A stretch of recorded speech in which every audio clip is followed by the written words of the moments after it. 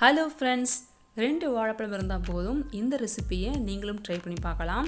வாழைப்பழத்தில் உள்ள பொட்டாசியம் முழுக்க உங்களுக்கு அப்படியே இந்த ரெசிப்பியில் கிடைக்கும். மறக்காமல் ட்ரை பண்ணி பாருங்கள். குறிப்பாக குழந்தைங்களுக்கு கொடுங்க. இதே மாதிரி நிறைய ரெசிபி தெரிஞ்சுக்க ஏவி கிச்சன் சேனலை சப்ஸ்கிரைப் பண்ணிவிட்டு பக்கத்தில் இருக்க பெல் ஐக்கான் ஆல் கிளிக் பண்ணுங்கள். நான் இன்றைக்கி நல்ல பழுத்த வாழைப்பழங்கள் எடுத்திருக்கேன். நேந்திரம் பழம்.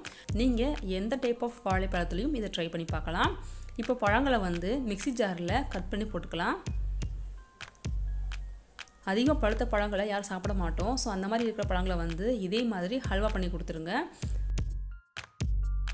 இப்போ இது கூட 1/2 டீஸ்பூன் அளவுக்கு ஏலக்காய் தூள் சேர்த்து ஃபைன் பேஸ்ட்டாக அரைச்சி எடுத்துக்கோங்க.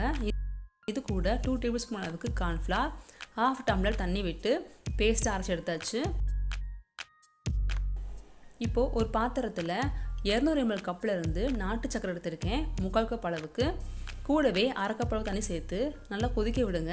சர்க்கரை கரைஞ்சா மட்டும் போதும். அவ்வளோதாங்க, கொதி வந்துருச்சு, சர்க்கரையும் கரைஞ்சிருச்சு. அடுப்பு ஆஃப் பண்ணி இதை ஆற விட்டுடலாம்.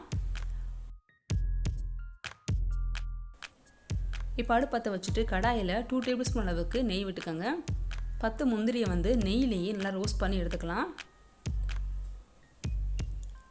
முந்திரி வறுபட்டதும் முந்திரி எடுத்து வச்சுட்டு அடுப்பை ஆஃப் பண்ணிவிடுங்க.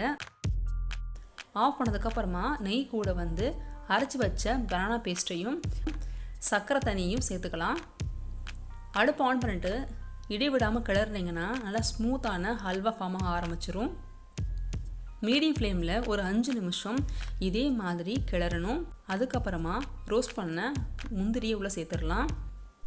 கிட்டத்தட்ட மீடியம் ஃப்ளேம் வச்சு 15 நிமிஷம் குக் பண்ணியிருக்கேன். நம்ம ஆட் பண்ண நெய் முழுக்க ஹல்வாவை விட்டு பிரிஞ்சு வரணும். இதுதான் பர்ஃபெக்ட் கன்சிஸ்டன்சி. நீங்கள் ஹல்வாவை பீஸ் போடுறதா இருந்தால் இன்னும் ஒரு 2 நிமிஷம் குக் பண்ணுங்க போதும். அப்படி இல்லைனா நீங்கள் இப்போயே சர்வ் பண்ணிடலாம். குக் ஆகிடுச்சு. இப்போ அடுப்பு ஆஃப் பண்ணிவிட்டு ஒரு பிளேட்டில் கார்னிஷுக்காக உங்களுக்கு பிடிச்ச சீட்ஸை ஆட் பண்ணிக்கோங்க. நான் இன்றைக்கி குக்கும்பர் சீட்ஸ் ஆட் பண்ணியிருக்கேன். அதுக்கு மேலே ஹல்வாவை ட்ரான்ஸ்ஃபர் பண்ணிடலாம். 1 மணி நேரம் ஆற வச்சு எடுத்துக்கோங்க. அதுக்கப்புறமா நீங்கள் டீமோல்டு பண்ணி உங்களுக்கு பிடிச்சமான ஷேப்ஸில் கட் பண்ணி சர்வ் பண்ணுங்கள். ரொம்பவே அருமையான இந்த ஹல்வா ரெசிப்பியை நீங்களும் ட்ரை பண்ணி பாருங்கள்.